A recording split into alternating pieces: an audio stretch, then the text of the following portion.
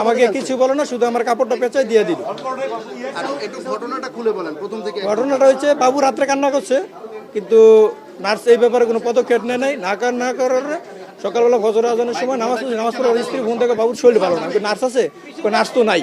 পরে আমি কিছু করার না আইসিইউতে নিয়ে আসি, তো আমি এখান থেকে নিয়ে আইসিইউতে নিয়ে গেলাম। আইসিইউতে নেওয়ার পরে তারা কতক্ষণ চেক আপ করছে, করার পরে তারা আর ভালো মতো করে না। পরে আমার একটা স্লিপ দিল, এই ওষুধগুলো নিয়ে আসে। পরে ওষুধগুলো আনতে যাবো, পরে বাইরে স্লিপটা দেন, বাইরে ওষুধটা নিয়ে আসেন। পরে আমার 4-5 জন ধরে বাইরে একটা বন্ড দেন, আর একটা বি কাউন্টারে গিয়ে আপনি 10 থেকে 15 হাজার টাকা জমা দিয়ে আসেন।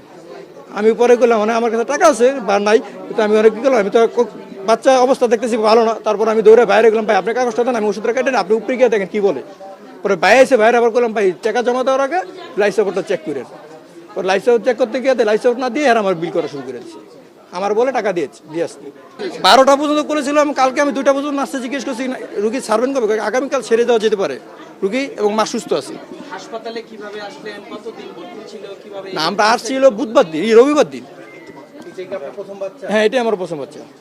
আমি আসছি রবিবার দিন, তো রবিবার দিন রাত্রে 2টার দিকে সিজার হয়েছে, তো 2টা হলে তো সোমবার পরে যায়, সোমবারে পরে যায়, ওই থেকে এই পর্যন্ত আসে। অবশ্যই কাবিল হইতেছে, না হলে আমারটা নাহলে 1টা-2টা মরলে মরতে পারে, কিন্তু এতে 11-13 জন বা 11-12 জন বাচ্চা কিভাবে মরে।